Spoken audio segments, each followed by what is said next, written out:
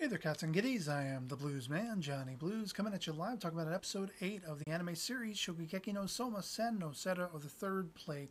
And this episode thoroughly stoked me through the roof. Soma has brass balls, certified brass balls, to take Aizen to task the way he does in this episode.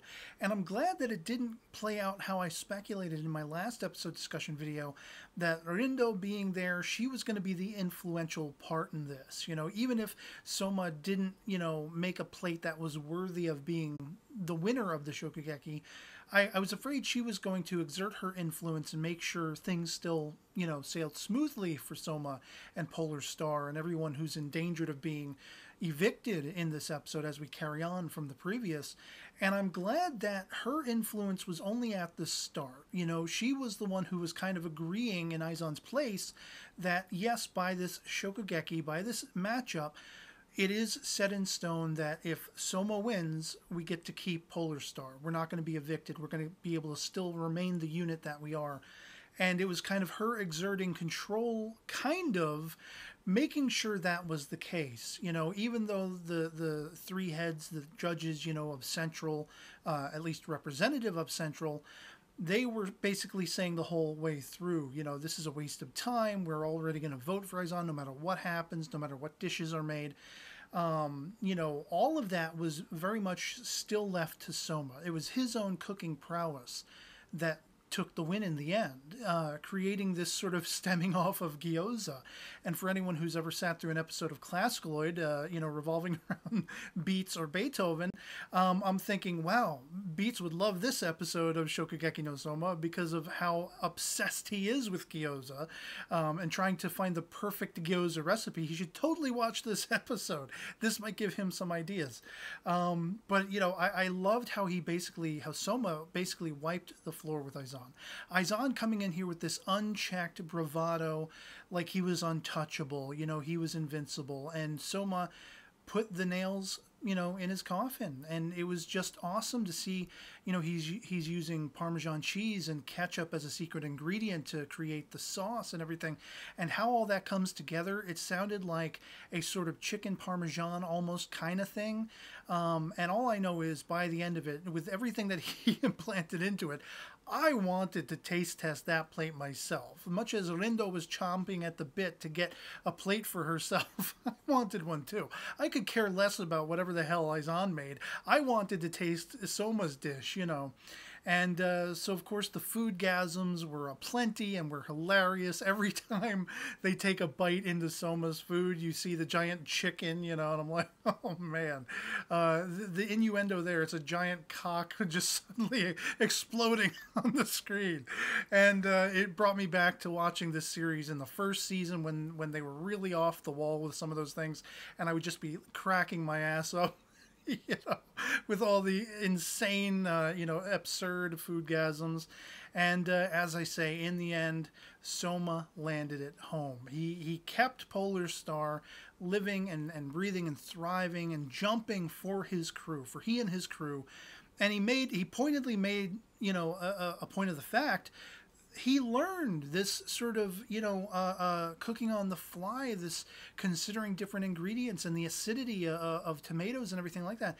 This is stuff he learned powwowing with his Polar Star comrades and everything like that. They were all challenging each other and testing each other and formulating ideas as to ingredients coming together in different ways and everything like that. And so it's very much a necessity born out of that environment that he's learning and adapting and evaluating things even more broadly than he did just being the restaurateur, the son of a restaurateur in this case. And he made spectacular work of that fact. He wouldn't have necessarily been able to concoct this dish to beat Aizen were it not for that collaborative effort. And that's what this was all about. It was about Soma taking him to task for the sake of not only himself. He could have been, completely expelled at that point, but also for keeping Polar Star together, keeping all of his friends and compatriots together. Even their rivalries, they are testing each other and pushing each other's limitations and expectations in the dishes they want to create. And they're creating things even more superfluously as a result of it. And so it's a necessity for Totsuki Academy to keep those groups together like that, like Polar Star.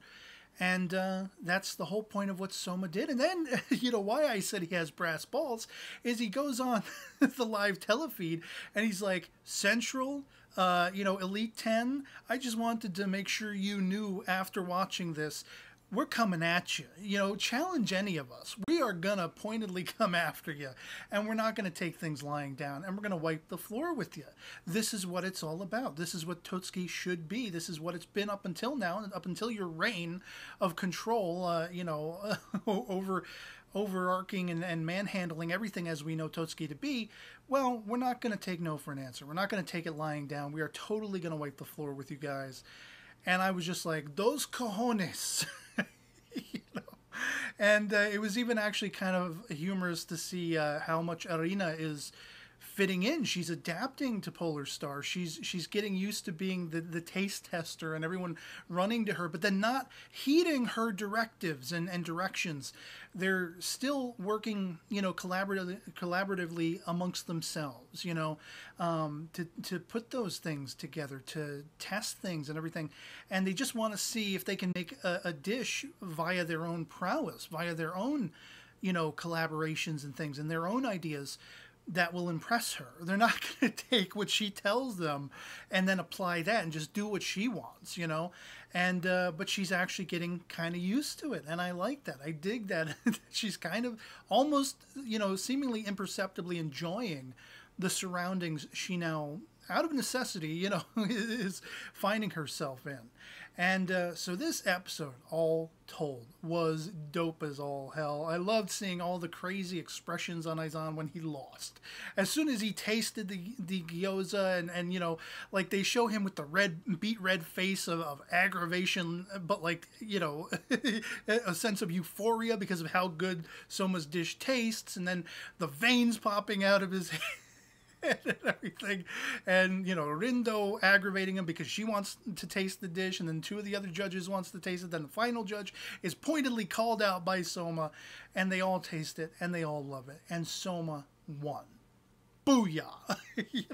So I'd love to hear from you guys in the comments below what you thought of episode 8 of Sen no Sara, if you've seen it as well, if you enjoyed it as much as I did, if you found it as awe-inspiring and dope as I did, or not. If not, why not? Let me know in the comments below.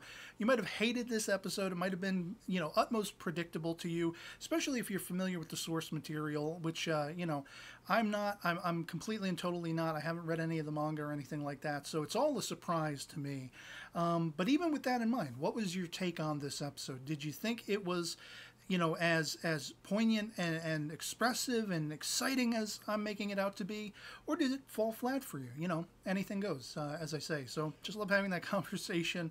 And otherwise, that'll be pretty much it for me on this. Hope this video finds you well, and I'll catch you all later. Peace.